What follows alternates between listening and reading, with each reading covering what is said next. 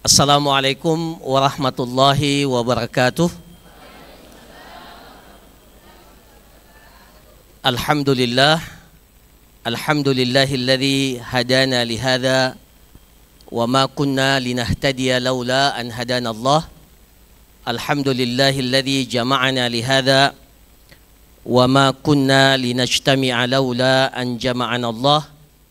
Wassalatu wassalam ala al-mab'usi rahmatan lil alamin nabiyyina wa qudwatina Muhammadin wa ala alihi wa sahbihi ajma'in, amma ba'du. Bapak-bapak, ibu-ibu, hadirin dan hadirat sekalian yang dirahmati oleh Allah Subhanahu wa taala, secara khusus pada Direktur Pak Syamril dan jajarannya dan seluruh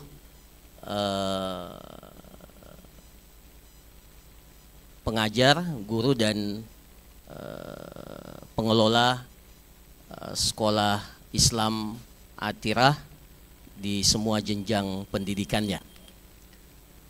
Yang pertama, tentunya kita bersyukur dan memuji kepada Allah Subhanahu wa taala siang hari ini dikumpulkan di tempat ini dalam rangka seperti tadi disampaikan untuk somasi, ya, syukur, motivasi dan orientasi dan motivasi, ya. Kemudian salawat dan salam kepada Rasulullah Sallallahu Alaihi Wasallam. Mudah-mudahan kita menjadi pengikut beliau yang selalu istiqamah di jalannya.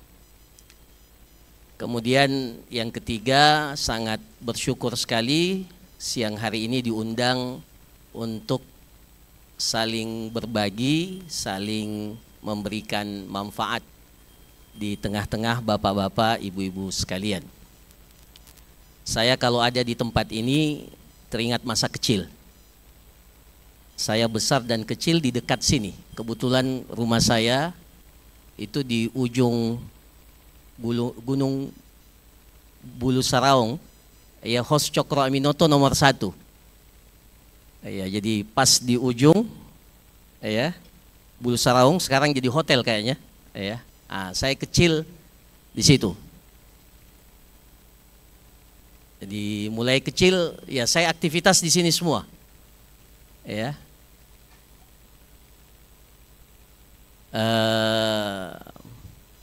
SD bahkan ya SMP di dekat sini.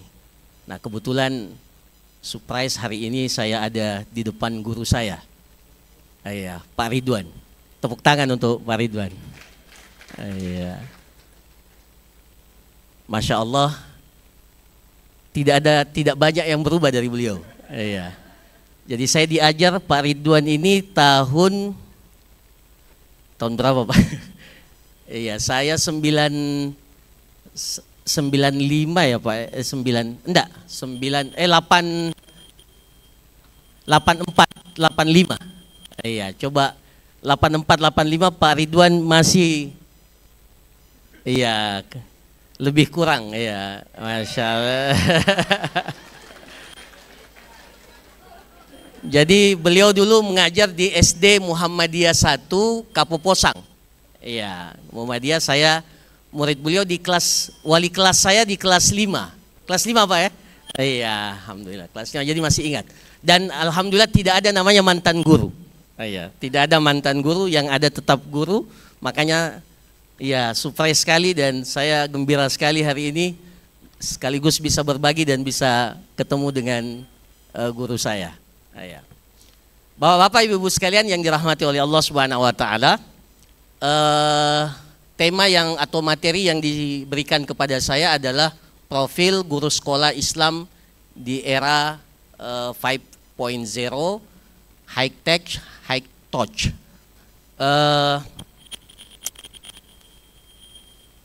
Sebenarnya ya kalau guru ya mungkin mirip-mirip lah. Kita ini, kalau saya kan dosen ya, tapi sama saja, insya Allah tidak ada yang membedakan.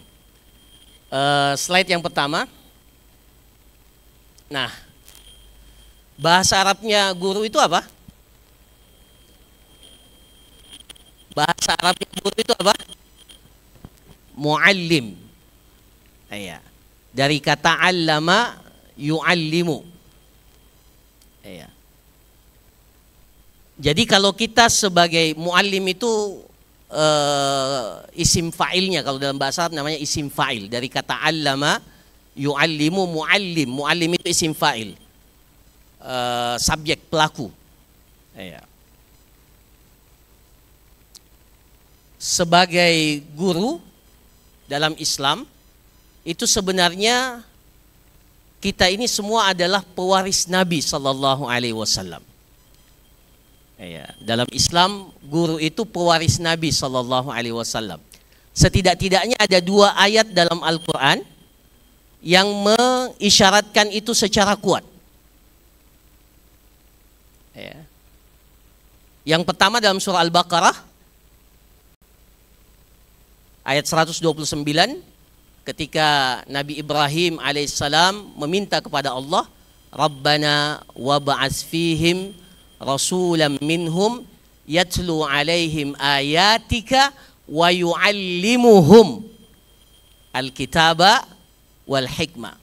Jadi di antara doa Nabi Ibrahim itu berdoa kepada Allah, ya Allah, utuslah, ya, Rabbana wab'ats fihim, utuslah kepada mereka, ya, rasulan minhum, seorang rasul dari kalangan mereka, rasulan minhum, dari kalangan mereka.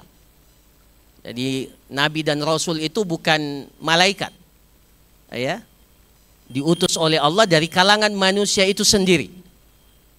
Yatlu alaihim ayatika, fungsinya, tugasnya itu mentilawah ayat-ayatmu. Kemudian apa? Wa yu'allimuhum. Jadi Rasul itu adalah muallim, mengajarkan.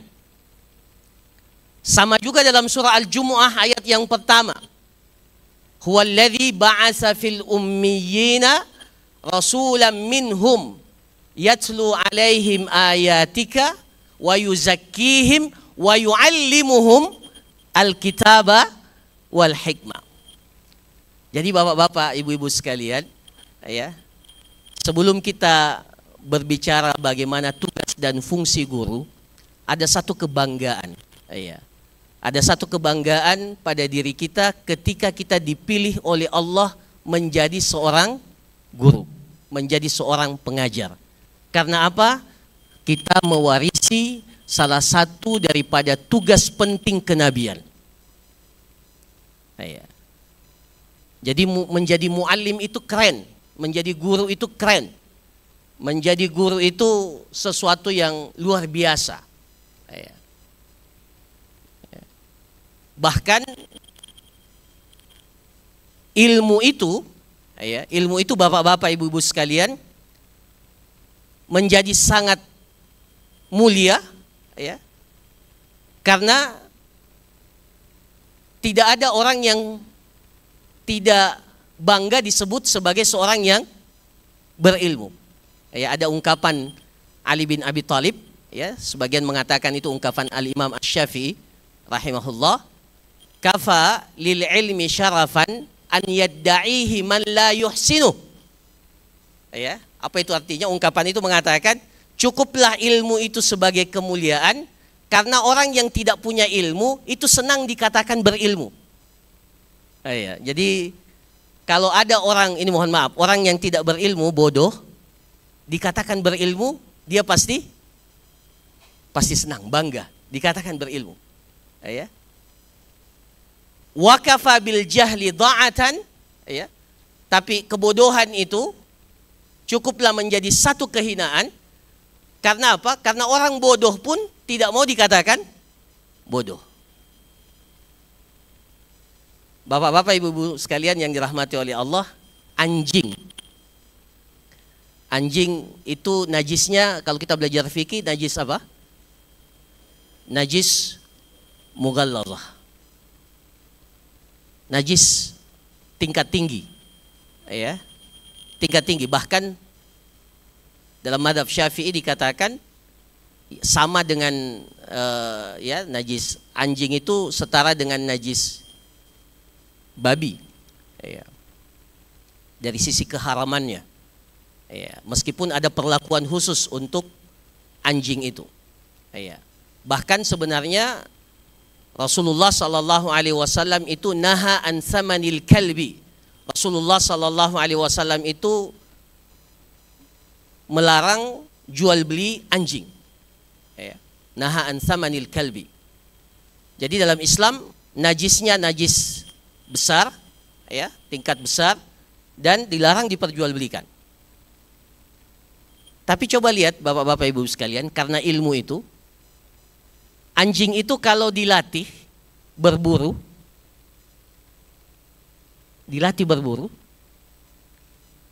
itu kemudian dilepas, dipakai untuk berburu, boleh enggak kita makan buruannya?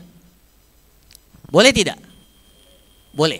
Rasulullah SAW mengatakan, idza arsalta kalbakal muallam wa dzakarta smallah, apabila engkau melepas anjingmu, kalbaka, tapi disebut apa? Al-muallam, yang sudah mendapatkan ilmu.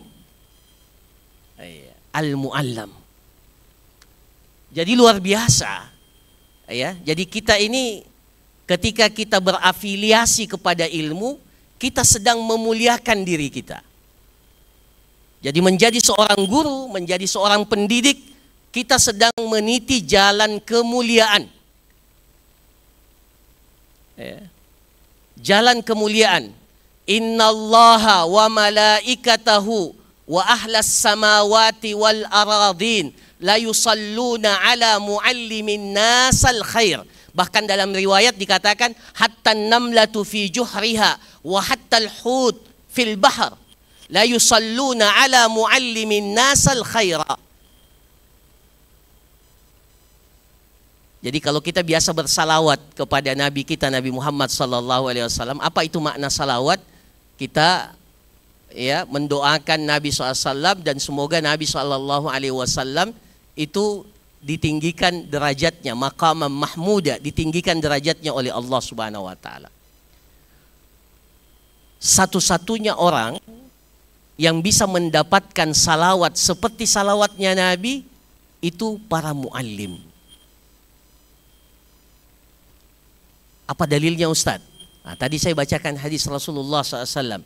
Innallaha, sesungguhnya Allah, wa malaikatahu, dan para malaikatnya, wa ahlas samawati wal aradin, seluruh penduduk langit dan bumi, hatta namlah fi juhriha, sampai seekor semut di lubangnya, wa hatta al-hitan atau al-hutu fil bahar, begitu pula ikan yang berada di laut.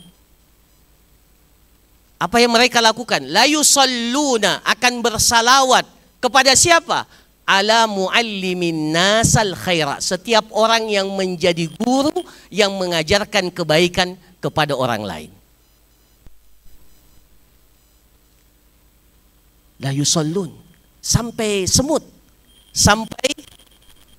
sampai ikan. Ya.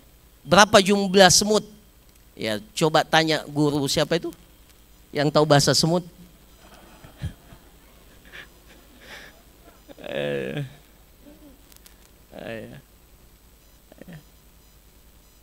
Semut di lubangnya, berapa jumlahnya kita tidak tahu.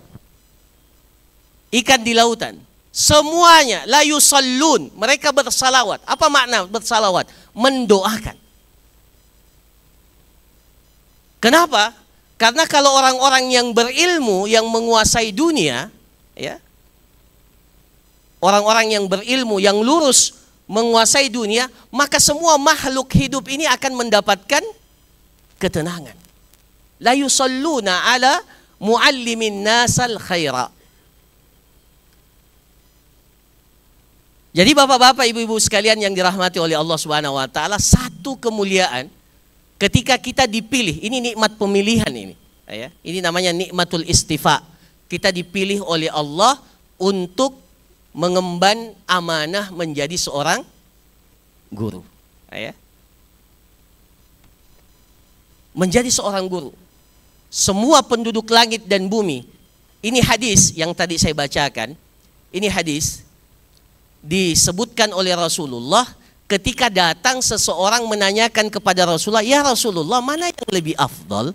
Mana yang lebih mulia? Orang yang suka ibadah, ahli ibadah, abid, atau orang yang punya ilmu?" Ya.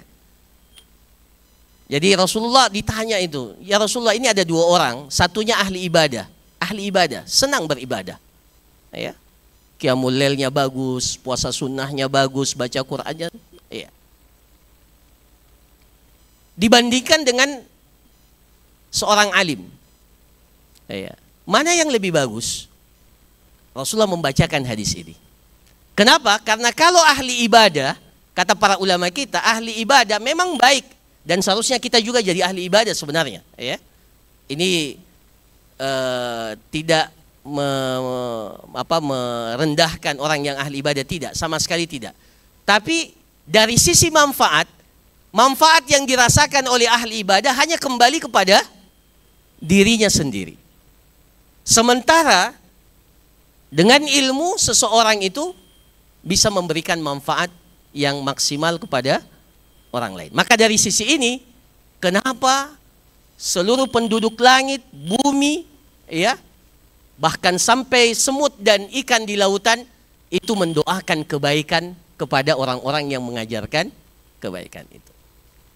Nah, ini bapak-bapak sekalian. Jadi ini pengantarnya. Jadi semua kita ini, ya, yang berprofesi sebagai guru, sebagai pendidik, kita sedang berada di jalan kemuliaan. Kita sedang memantaskan diri kita untuk menjadi orang-orang yang mulia.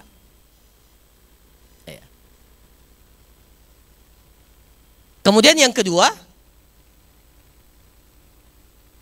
guru itu qudwah. Ya. Guru itu qudwah. Kenapa ada nabi dan rasul yang diutus? Kalau Allah mau, cukuplah Allah menurunkan kitab sucinya saja, tapi tidak perlu ada nabi dan rasul.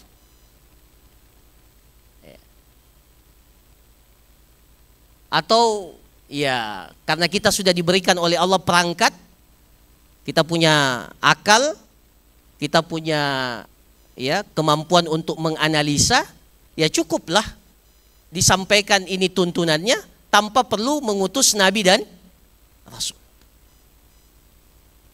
Tidak cukup. Ada namanya ilmu dan adab. Tadi sudah dikatakan adab. Iya. Disebutkan adab ya oleh Pak, Masya Allah, Pak Adian. Iya.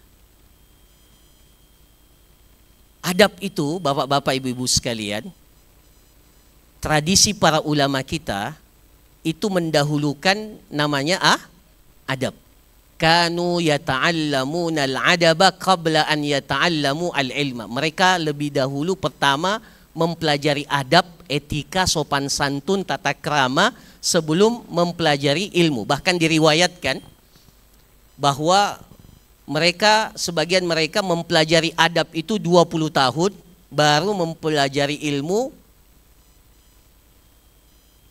10 tahun. Ya. Adab.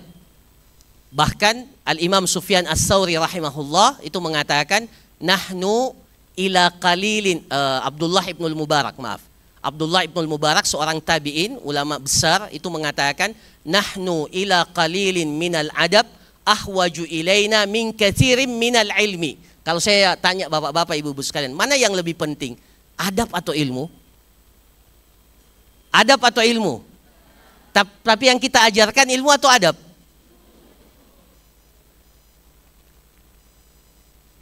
Ya. Al-Imam Ibnul Mubarak, Abdullah Ibnul Mubarak itu pernah mengatakan, nahnu ila qalilin minal adab, kebutuhan kita akan sedikit adab, sedikit adab. Nahnu ila qalilin minal adab ahwaju ilaina min katsirin minal ilmi. Lebih kita butuhkan dari banyaknya ilmu. Jadi sedikit adab itu lebih dibutuhkan dibandingkan banyaknya ilmu. Kita ini kekurangan orang berilmu atau kekurangan orang beradab? Bapak-bapak, ibu-ibu sekalian yang lebih tahu. Maka sebenarnya salah satu fungsi penting daripada seorang guru itu menjadi qudwah. Karena ada transformasi adab yang harus kita berikan kepada peserta didik kita. Adab itu tidak cukup dengan teori. Adab itu harus ada qudwah, ada contoh. Apa dalilnya, Ustaz? Dalilnya Rasulullah sallallahu alaihi wasallam bersabda, "Kullu mauludin yuladu 'alal fitrah." Kullu mauludin yuladu 'alal fitrah, fa abawahu yuhawwidanihi au yunassiranihi au yumajjisani. Setiap yang lahir itu dilahirkan dalam keadaan fitrah. Apa itu fitrah? Suci, bersih. Tidak ada sama sekali debu-debu, tidak ada yang mengotorinya. Fitrah. Kullu mauludin yuladu 'alal fitrah. Tapi setelah itu, siapa yang mempengaruhi anak itu? Fa'abawahu. Kedua orang tuanya lah. Kedua orang tuanya lah yang menjadikan anak itu menjadi apa? Yunassiranihi, menjadikan dia Nasrani, au yuhawwidanihi, menjadikan dia Yahudi, atau menjadikan dia Majusi, au yumajjisanihi. Jadi bapak-bapak, ibu-ibu sekalian, hadis ini menjelaskan kepada kita betapa pentingnya qudwah itu. Anak yang tadinya fitrah, itu terpengaruh dengan qudwahnya, figurnya yang hadir di tengah kehidupannya. Yang tadinya fitrah itu bisa berubah, menjadi Nasrani, menjadi Yahudi, menjadi Majusi. Itu karena pengaruh qudwah, figur yang hadir di tengah kehidupannya. Maka menjadi sangat penting kita ini sebagai guru mengetahui kedudukan kita, bukan hanya sekedar mentransfer ilmu, bukan hanya sekedar mendoktrin para peserta didik kita dengan doktrin-doktrin tertentu yang kita ingin ajarkan kepada mereka, tetapi di saat yang sama kita akan dilihat sebagai seorang qudwah. Ada ungkapan dalam bahasa Arab mengatakan begini, bapak-bapak, ibu-ibu sekalian. Ungkapannya, lan yastaqima zillu wal'udu a'waju. Ini banyak bahasa Arab karena saya ini dari Stiba, bahasa Arab. Dan mudah-mudahan di Atira ada pelajaran bahasa Arab. Insyaallah. Namanya kan sekolah Islam Atira. Jadi enggak apa-apa. Ini sekaligus mengingatkan kita akan pelajaran bahasa Arab. Lan yastaqima zillu wal'udu a'waju. Apa artinya itu? Jangan berharap bayangan itu bisa lurus kalau benda aslinya bengkok. Ini maknanya sangat dalam ini, Lan yastaqima zillu wal 'udu a'waju. Tidak akan pernah bayangan itu menjadi lurus kalau benda aslinya bengkok. Itu maknanya apa, Bapak? Bagaimana kita berharap peserta didik kita ini bisa menjadi baik? Kalau kita ini tidak bisa jadi qudwah yang baik. Bagaimana kita berharap, ini mohon maaf, anak-anak kita menjadi baik kalau yang dia lihat, figur yang dia lihat dalam kehidupannya tidak mengajarkan kebaikan itu. Maka dari sini seorang guru menjadi sangat strategis kedudukannya dalam Islam karena ada fungsi sebagai kedudukannya sebagai qudwah, sebagai teladan. Teladan. Ini mudah-mudahan sudah bisa ditangkap dengan baik. Kemudian yang ketiga, guru itu adalah salah satu unsur penting dalam perbaikan dan perubahan. Ada dua istilah yang kita kenal dalam Al-Quran. Tidak cukup kita jadi soleh, ya. Tidak cukup. Kita soleh itu penting, ya. Kita soleh, jadi orang soleh, jadi orang, ya, jadi mukmin yang saleh, mukminah yang salihah, ya. Yang penting jangan jadi mukmin yang salihah. Ya. Itu. Ya, jadi kita menjadi saleh, menjadi salihah itu penting. Tapi tidak cukup. Al-Quran tidak mengajarkan kita hanya menjadi orang-orang saleh. Makanya surah Al-Asr itu bapak-bapak ibu-ibu sekalian, itu tidak hanya sampai illal ladzina amanu wa amilus shalihat. Karena kalau itu, insya Allah banyak kita ini yang tidak masuk dalam kategori orang-orang merugi. Untuk mengeluarkan kita dari orang-orang yang merugi, itu tidak cukup dengan keimanan dan amal saleh. Tidak cukup kita hanya jadi saleh, tapi harus watawasau bil haqqi, watawasau bis sabar. Jadi bahasa Al-Qur'annya, kita ini tidak cukup menjadi saleh. Wa ma kana rabbuka dalam surah Hud ayat 111 ya. Wa ma kana rabbuka liyuhlikal qura bizulmin wa ahluha muslihun. Dan Allah berjanji tidak akan mengazab, menurunkan azabnya kepada satu kaum dengan penuh kezaliman. Jadi Allah tidak pernah zalim. Kalau ada azab, ada musibah yang Allah timpakan itu karena sebab ulah manusia itu sendiri. Wa ma kana rabbuka liyuhlikal qura bizulmin wa ahluha muslihun. Syaratnya penduduk kampung itu harus ada yang menjadi muslihun, bukan solihun. Mohon maaf kalau ada yang namanya solihun di sini. Ya. Jadi nanti Allah Subhanahu wa taala menjamin bahwa satu kaum tidak akan diturunkan kepada mereka azab oleh Allah kalau penduduk kampung itu menjadi muslihun. Maka seperti Ustadz Deddy Mizwar ini, itu jangan berkecil hati. Inilah sebabnya, salah satu di antara sebabnya Allah tidak menurunkan azab. Ya. Kenapa? Karena ada kesadaran untuk menjadi muslihun. Jadi bukan hanya salihun, muslihun itu dia saleh pada pribadinya dan mensolehkan orang lain. Itu namanya muslihun, agen perbaikan. Ya. Jadi kita sebagai guru, kita memiliki kedudukan yang luar biasa strategisnya, menjadi agen perbaikan, menjadi muslihun. Ya. Makanya ya salah satu cara menilai sebuah masyarakat itu adalah kualitas daripada gurunya. Kemudian seorang guru juga itu agen perubahan. Ya. Innallaha, kalau bahasa Al-Qur'annya kan, innallaha la yughayyiru ma biqaum. Perubahan itu dalam bahasa Arab namanya taghyir, perubahan. Ya. Ini masa pilpres sudah lewat ya, jadi tidak perlu dikaitkan dengan istilah-istilah yang kemarin. Ya. Ini sensitif kalau disebut perubahan, kayak sensitif yang lalu. Tapi sekarang alhamdulillah sudah tidak ada itu. Tapi benar, perubahan itu bahasa Al-Quran. Ya. Istilah yang digunakan oleh Al-Quran. Jadi Allah tidak akan merubah nasib satu kaum. Innallaha la yughayyiru ma hatta yughayyiru ma bi anfusihim, sampai mereka merubah apa yang berada pada diri mereka. Dan salah satu unsur perubah itu adalah guru. Ya, jadi di sini sebenarnya Bapak Ibu sekalian, kita sudah dapat gambaran betapa strategisnya posisi seorang guru itu dalam Islam, ya, dalam Islam. Slide berikutnya.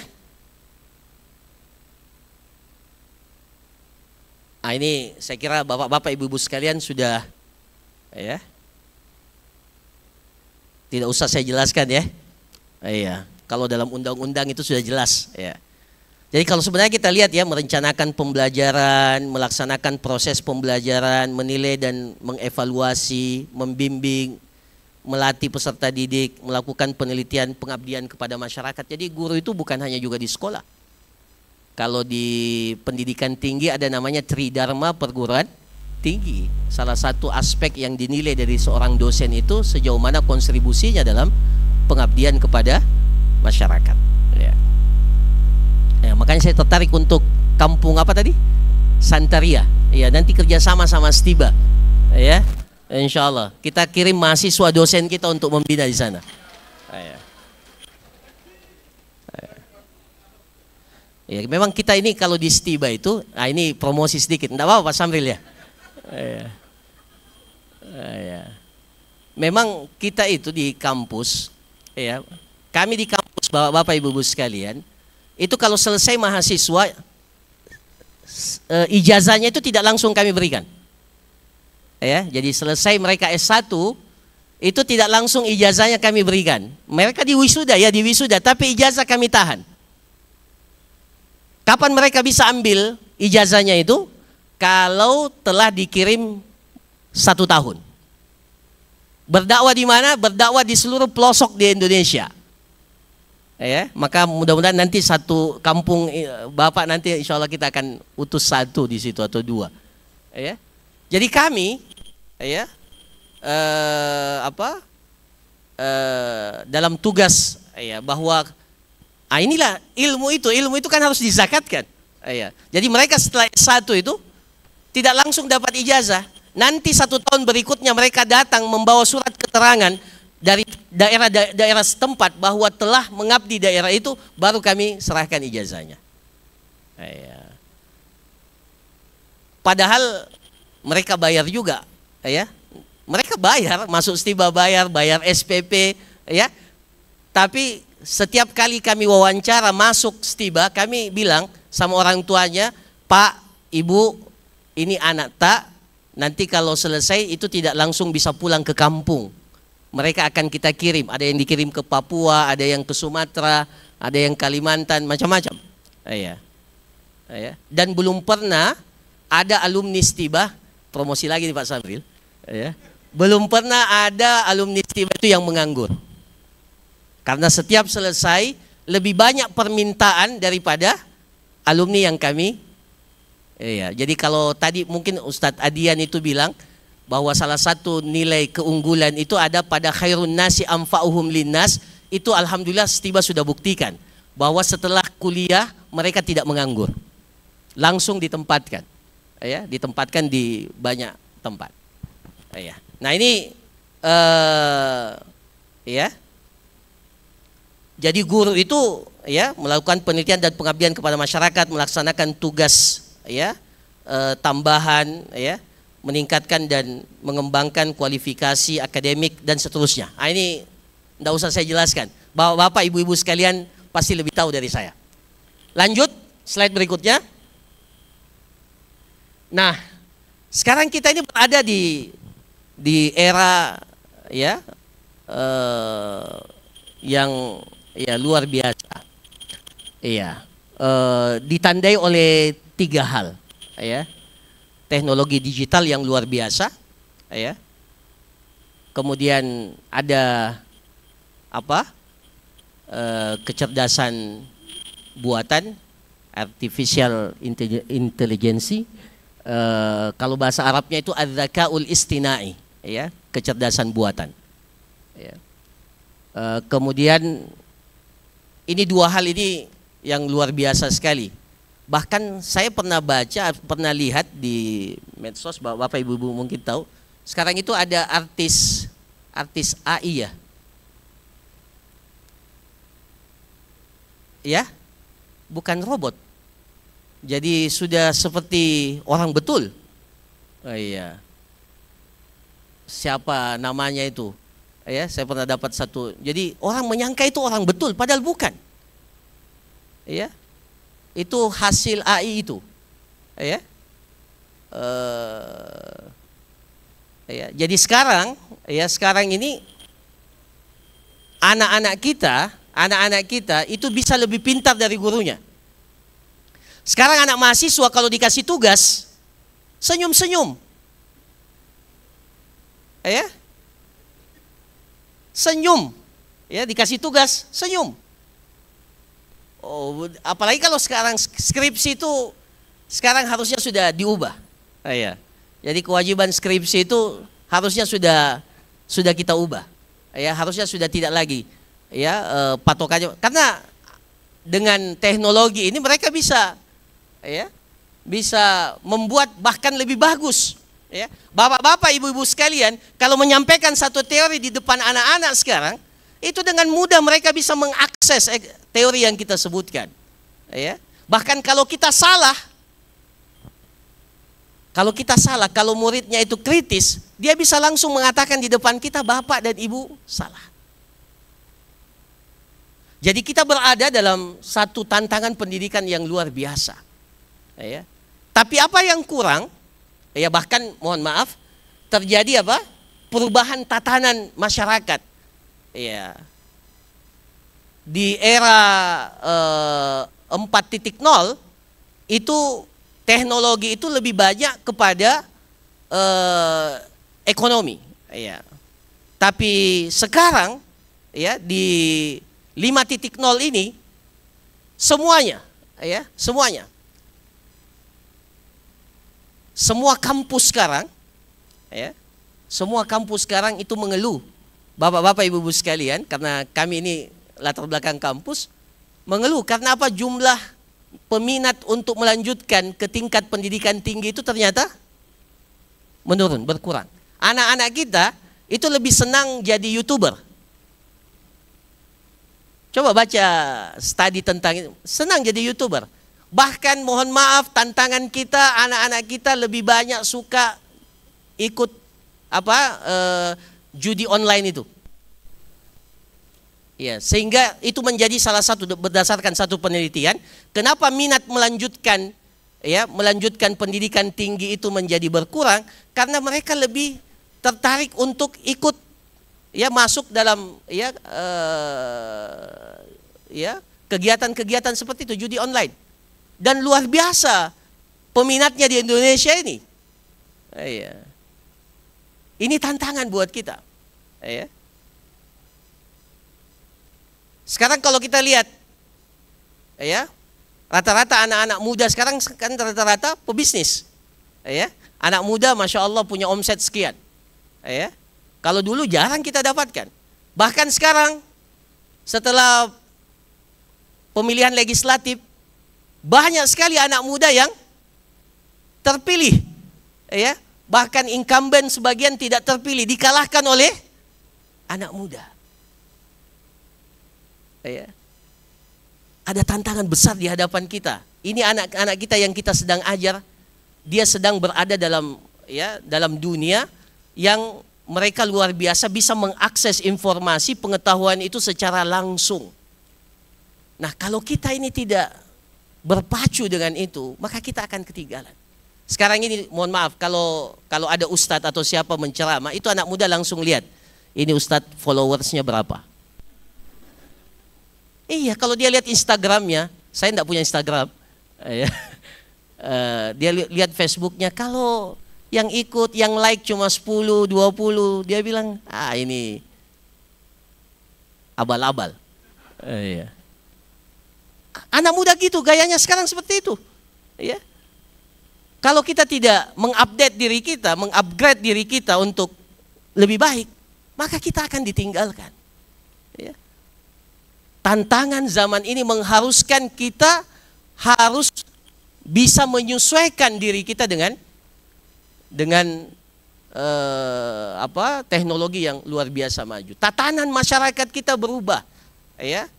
Sekarang ini anak-anak kita hidup di dua dunia, dunia maya dan dunia nyata. Bahkan sebagian, mohon maaf bapak-bapak, ibu-ibu sekalian, lebih eksis di dunia. Tuh bapak. Ada mahasiswa anak-anak kalau di kelas pendiam, tapi luar biasa eksisnya di dunia maya.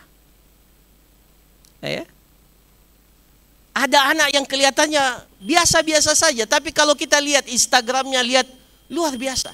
Nah, ini tantangan buat kita. Kita hidup di zaman ini, di zaman ini. Maka saya tadi mengatakan, kenapa Allah Subhanahu wa taala mengutus rasul itu, wa ba'as fihim rasulam minhum, dari kalangan mereka yang hidup sezaman dengan mereka, agar mereka tahu betul bahwa tantangan seorang pendidik itu harus menyesuaikan dengan apa yang mereka hadapi di kehidupan mereka. Minhum, dari kalangan mereka.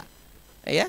Kita ini meskipun bukan Gen Z, bukan Gen dan bukan Gen Z, ya, Gen X, ya, kita ini ya generasi, ya, tapi kita harus menyesuaikan. Mau tidak mau, itu tantangan. Kita hadir untuk itu, kita hadir untuk mereka. Nah, apa saja yang perlu? Ya, slide berikutnya. Saya tidak tahu ini Pak, sampai jam berapa? Oh, 5 menit lagi. Mohon maaf. Ya, oke lah, ini teoritis ya. 4 kompetensi, kompetensi individu, kompetensi pedagogik, ya ini kompetensi sosial, kompetensi profesional. Ya, Bapak-bapak, saya kira sudah tahu ini. Ya, lanjut slide berikutnya. Nah, ini dia. Ini intinya. Saya berdiri ya. Apa yang kita butuhkan? Tadi high tech, high touch. Jadi teknologi boleh berkembang, tapi sentuhan kita kepada peserta didik kita harus maksimal. Ya. Apa yang harus kita sentuh? Ya. Karakter imaniyahnya, ini yang pertama Bapak-bapak Ibu-ibu sekalian. Kita berangkat dari semangat kita, ruhiyah kita, bahwa tugas kita sebagai seorang guru itu bukan hanya sekedar transfer ilmu. Ada karakter imaniyah yang harus kita pegang. Coba Rasulullah SAW ketika mengenaiki kendaraan beliau, ya, mengenaiki kendaraan beliau, membonceng siapa? Fadl Ibnu Abbas. Ya, jadi Ibnu Abbas ada di belakangnya. Anak kecil. Ya. Apa yang dia katakan? Ya gulam, wahai anak kecil, inni u'allimuka kalimat. Saya akan mengajarkan kepadamu beberapa kata-kata pamungkas. Apa kata-kata pamungkasnya? Ihfadillaha yahfadka, ihfadillaha tajidhu tujahak, fa idza sa'alta fas'alillah, wa idza sta'anta fasta'in billah, wa'lam annal ummata law ijtama'at ala ayyam fa'uka bi syai'in lam yanfa'uka bi syai'in illa ma qad katabahu Allahu lak. Wa'lam annal ummata law ijtama'at ala ayyadurruka bi syai'in la yadurruka bi syai'in illa bima katabahu Allahu alaik. Itu nilai-nilai tauhid, ya. Jadi Ibnu Abbas masih kecil, dibonceng oleh Rasulullah di atas kendaraannya. Kata-kata pamungkasnya Rasulullah, ihfadillaha yahfadka. Wahai anakku, jagalah Allah, niscaya Allah akan menjagamu. Ihfadillaha tajidhu tujahak. Jagalah Allah, niscaya Allah akan berada di depanmu.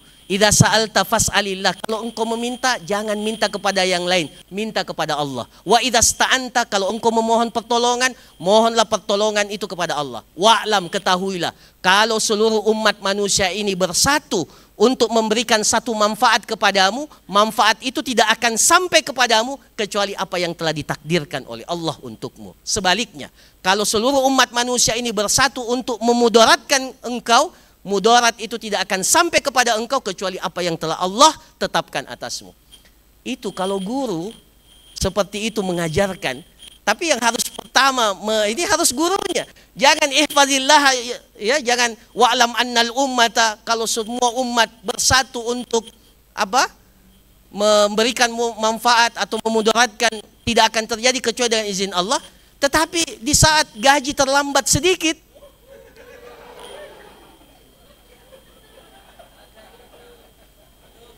kita tanamkan nilai itu kepada anak-anak kita. Itu tadi kudwa. Ya. Gaji terlambat sedikit, nilai tauhidnya hilang. Ya.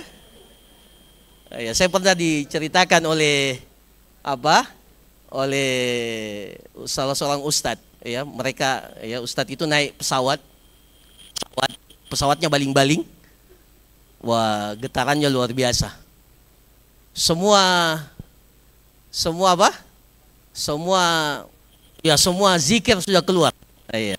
Cuma satu yang tidak, innalillahi wa inna ilaihi rajiun. Itu yang tidak keluar. Semua zikir keluar. Tapi coba lihat, kita ini luar biasa ya. Seperti yang digambarkan oleh Allah, sering lupa nilai-nilai tauhid itu. Pada saat landing, pesawat itu selamat, alhamdulillah. Apa yang dia bilang? Penumpang itu, betul-betul memang ini pilotnya hebat. Itu artinya apa, Bapak-bapak, Ibu-ibu sekalian? Itu artinya kita tidak sedang mempunyai tauhid yang ya, tauhid yang lurus itu harusnya dimiliki oleh seorang guru. Jadi tauhid yang lurus, ikhlas, ya. Ikhlas itu apa? Ikhlas itu kalau dalam Al-Qur'an itu susu, ya, labanan khalisan sa'igan lisyaribin. Dikatakan susu itu ikhlas, khalisan, ya, meskipun dia lewat saluran yang apa, yang